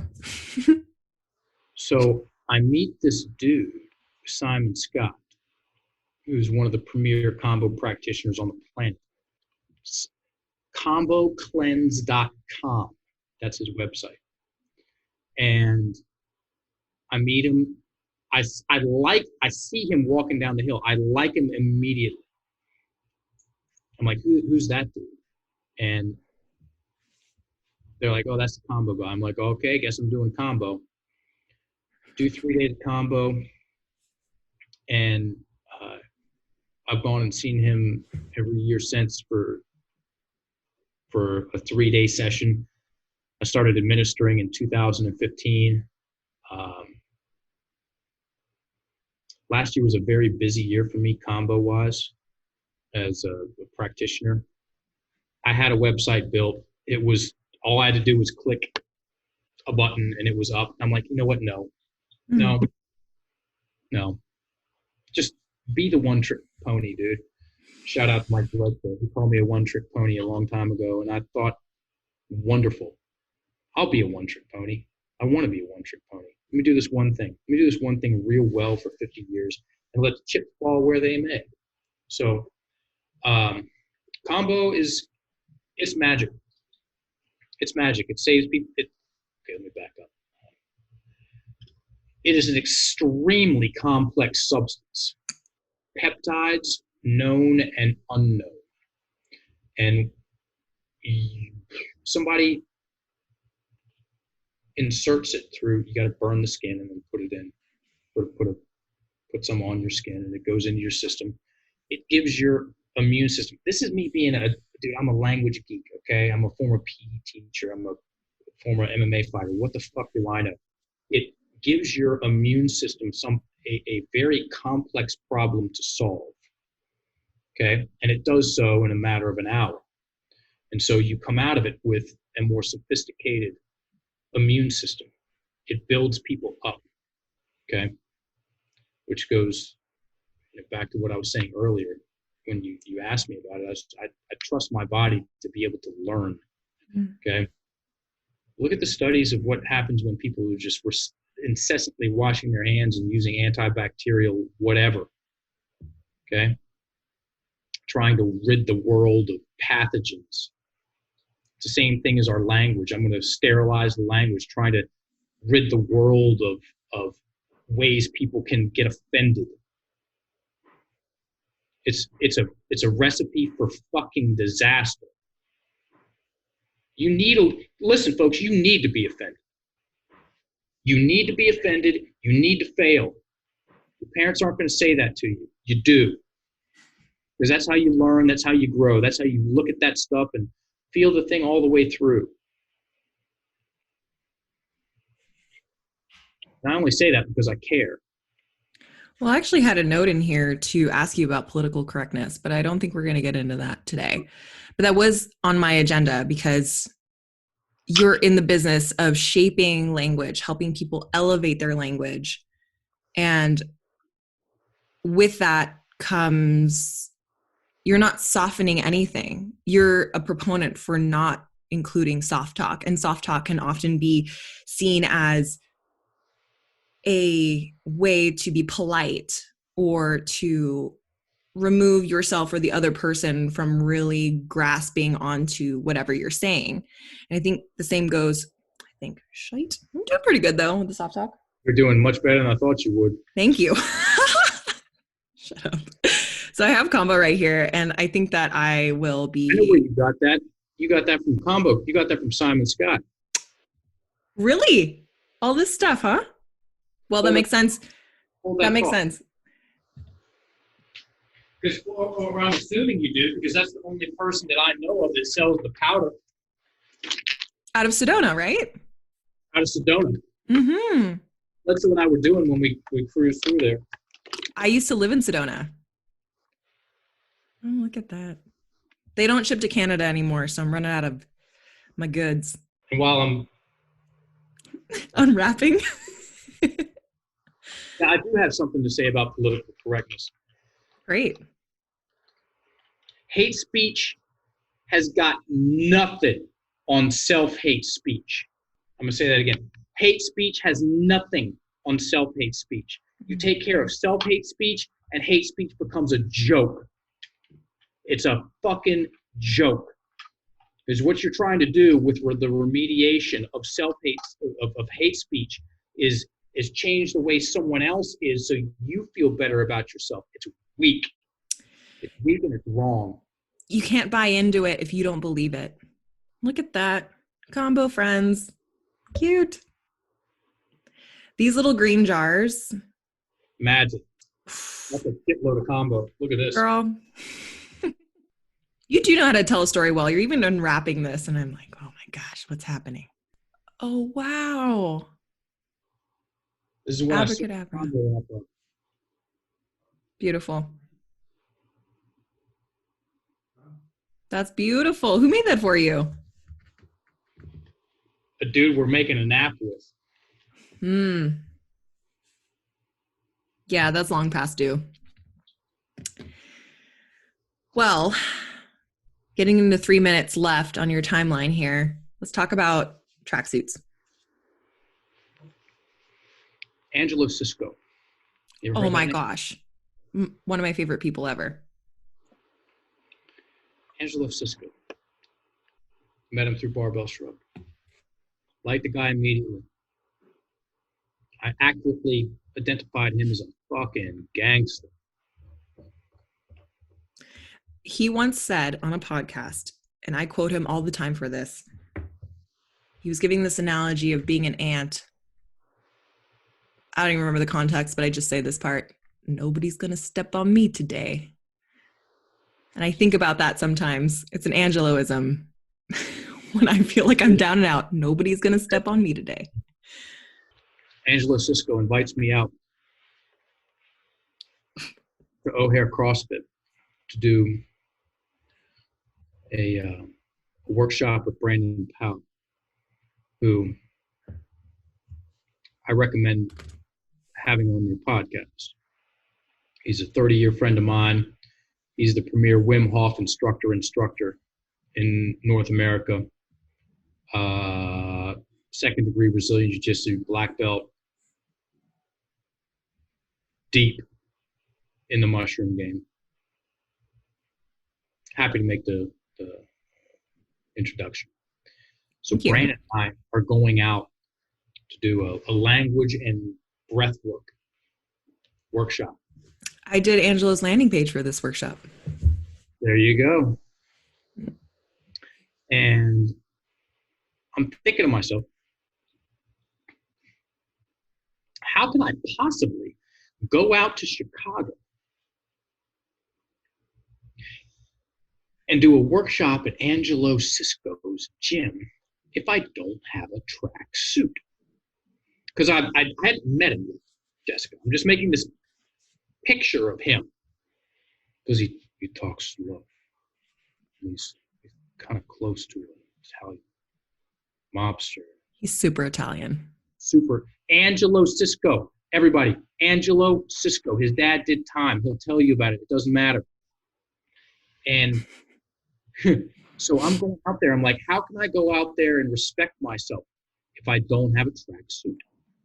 Because I'm thinking it's like gangster land out there. So I go to Macy's. This is a true fucking story. One of the best things about my storytelling is that I only tell true stories. That's good. That's great to know. You're so interesting. So I couldn't go to Chicago without a tracksuit, obviously. Some people have gone as far as to call me strange. So I'm thinking tracksuits. I'm like, let's go to Macy's. Let's give it a shot. Right. Macy's is the first place to go when you're looking for gangster attire. I'm from Virginia. I mean, what do you do? So I go to Macy's. I'm thinking I'll get a Adidas, a Reebok, maybe a Lacoste tracksuit. Remember the little chicken? If you're lucky. If I'm lucky. I didn't know. And I wandered accidentally into the brothers section. And I see this rack of tracksuits. And I'm like, that is so far out of the realm of what I was envisioning that I have to try them on. Were you by yourself or did you have an entourage with you? I spend a majority of my time by myself. Okay, so this is an internal monologue. That's so far out. I must try these on. Sure. So I get this tracksuit, which is, I'll send you a picture of it next time I'm back at the farm. It's red with fake anaconda skin going down the outside of the arms and the legs, with a hood and a massive picture of Caesar on the back. Caesar who? Like Caesar. Like the Augustus? I guess I only focus on pirate history. The only sport I follow is MMA. I only focus on pirate history, and I can talk about tracksuits, kind of. Okay. So I get a tracksuit, and I go in and I try it on, and my life changed from then on out. The tracksuit was from Reason, reasonclothing.com. They're out of Brooklyn in New York, and I own 3 Reason tracksuits. 4. I've given away at least 6. Chris Marhefka, Mike Bledsoe, Aiden Perez, Leo Savage, Keith Reynolds, Rick. I don't even know what Rick is. Keith Reynolds' right-hand man. Rick. It's Rick from Paleo Effects. Angelo Cisco. I sent Angelo Cisco a Reason tracksuit. Aaron Giannetti. I gave him the tracksuit off my back. Literally, it was cold outside. I was drunk.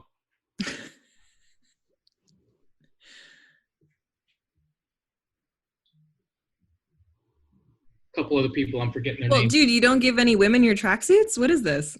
Well, they're all dude tracksuits. Okay. But I feel like the next person you're going to give a tracksuit to is going to be a woman. That's a challenge. They're all dude tracksuits. What makes it gone with, this is important. I went with April Flatten and Drew Dillon. I sent him a tracksuit too. They're Aaron Giannetti and Drew Dillon out of Columbus, Ohio, at Endeavor CrossFit and mixed martial arts. Those guys are the fucking bomb. I went with, I support the ladies.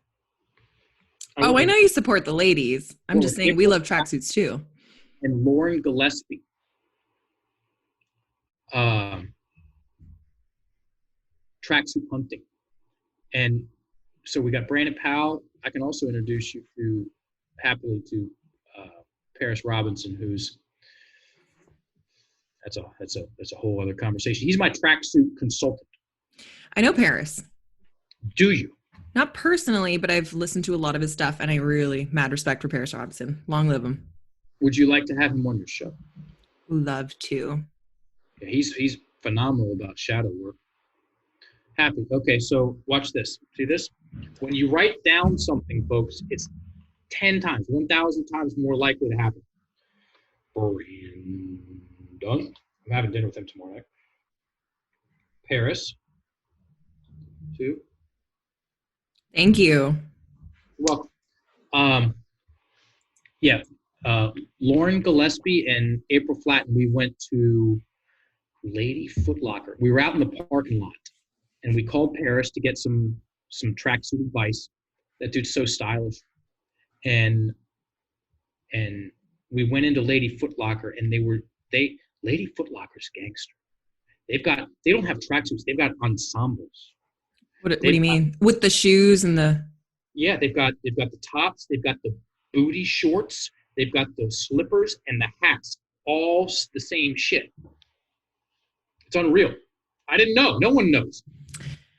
It's been a long time since I've been into a Lady Foot Locker looking for something like that, but I'm looking for a new outfit.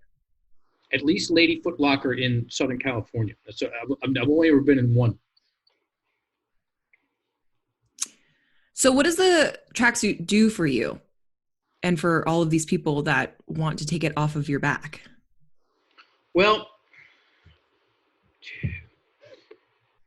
there's a quote that I like. Style is the golden hand. I fucked it up. It's style is the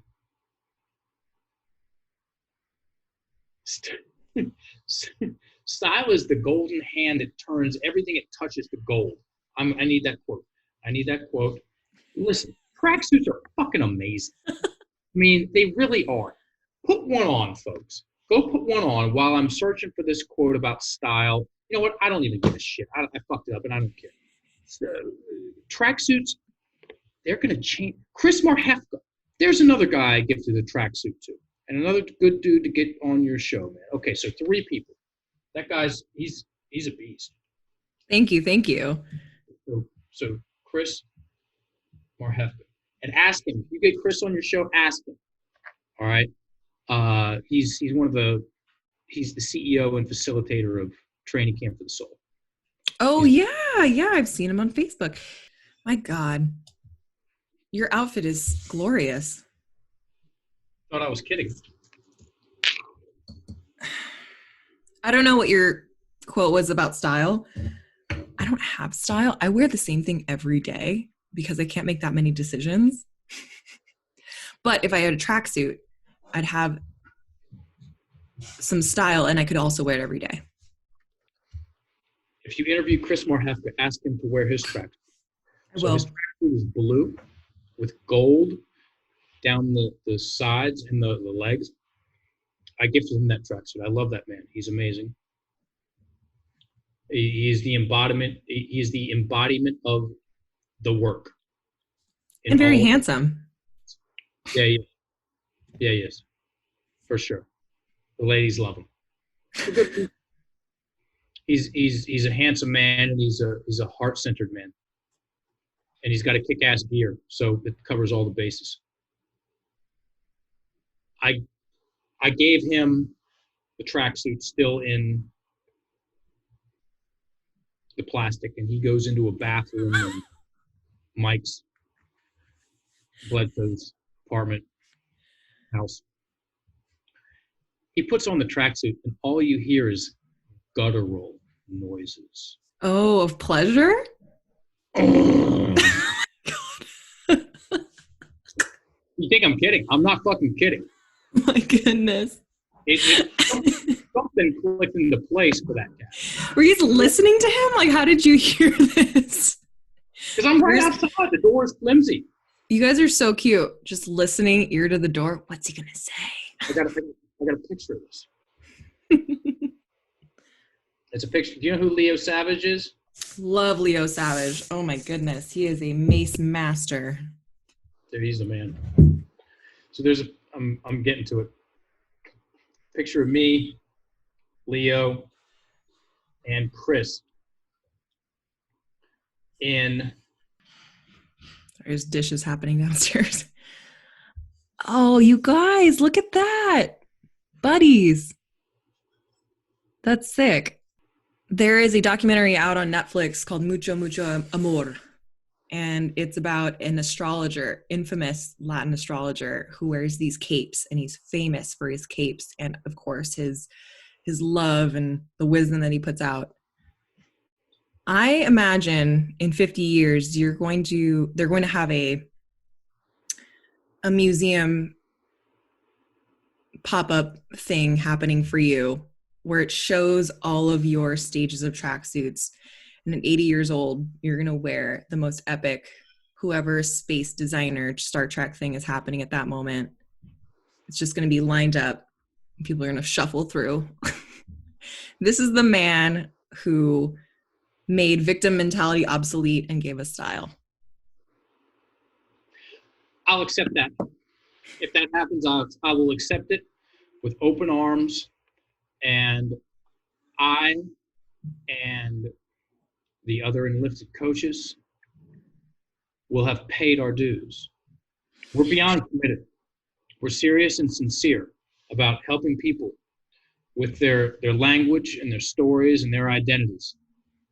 Because just like there's the microcosm and the macrocosm. Just like the microcosm, I'm doing the macrocosm now. The microcosm is me looking at that fucked version of myself and saying no. And now it's us looking at this global version of ourselves, fucked, saying no. And we do have an answer for it. There's absolutely an answer for suffering. And it starts, there is no other way, folks. Someone else is not going to change your story for you. I don't care what you say. That's the best of news. It's the worst of news.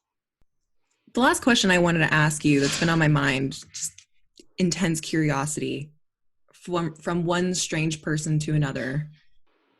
What is your limit on exploration, period? Where is your mind going to evolve this language process?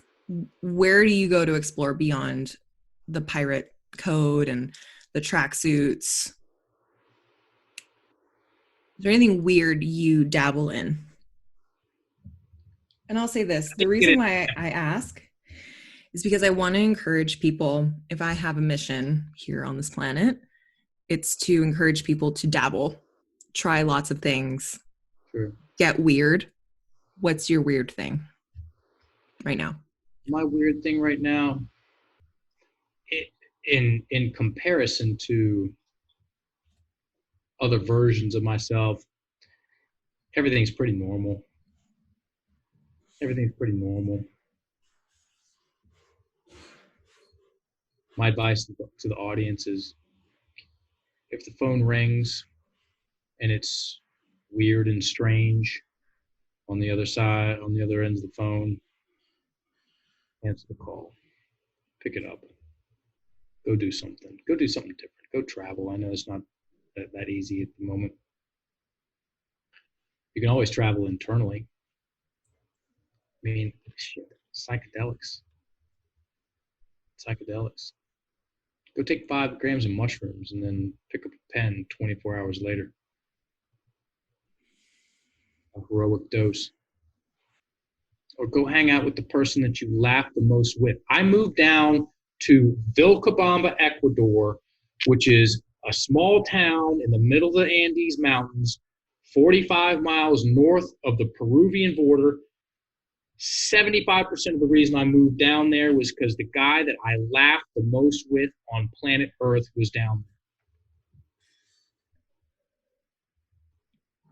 there. Hang out with good people. You don't need to go like crazy. You don't need to do weird, crazy shit unless you want to do weird, crazy shit.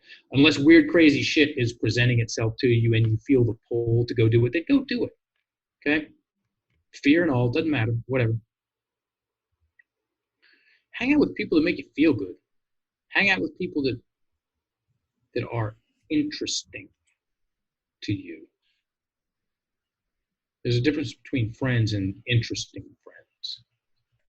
What interests you about people?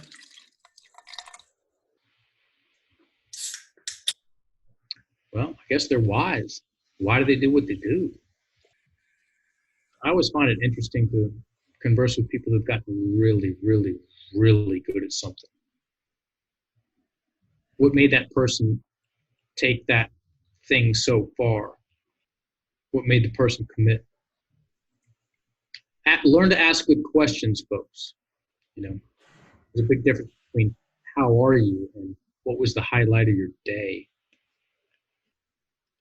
Do I have a nickname yet? Not yet. Am I destined to never have a nickname? What's wrong with me? It'll happen when it happens. Mark England, making his mark on the English language. Thank you so much for spending all this time with me today. You're welcome. I had fun. You're a fantastic host. Thank you. Thank you. And you're a fantastic guest. Where can people find more information about how they can join your cult? Where can people learn to get their tick, their soft talk tick? Oh, which, by the way, I didn't finish that whole conversation we had at the beginning. The reason why we called Ashley Bledsoe is because when she was on my show, by the way, I've gone through 4 White Claws by now. You've been doing a lot of talking, so I think that you've been doing, less drinking than I have. So every once in a while, she would say probably, and she would mutter under her breath, remove probably, and just continue on. And I was thinking, that's very weird. But I also do the same thing. Other people that I know that have gone through your course have that same tick to them. They'll mutter, remove maybe, remove like. They're practicing. They're practicing. And I appreciate being the safe place for them to remove whatever it is. So where can people learn to get that tick? Instagram. I have a feeling it's going to be popular at some point in time. Mark England 2020. Why 2020? I'd say just thought to do it. I turned that account into a 80% education, 20% entertainment, and I do a free complimentary coaching class for everyone once a week on Thursdays. If you want to know more about that, message me on Instagram. So it's all on Instagram. Awesome. Where can people find your tracksuits? Reason.com. I'm not that big of a fan, negation of knowledge, about what they've come out with recently. There was a 2-year, I think they changed designers. There was a 2-year period of time where their shit was slick as hell. Not so much now, but that's just me. Anyway, I got in while the getting was good. Tracksuits. Just get a tracksuit. Get a tracksuit, go wear it out. Watch what happens. It's not that you'll feel better about yourself, you'll feel. Language upgrade, wear a tracksuit, and breathe. Thank you so much. Love you, Mark. You're welcome so much.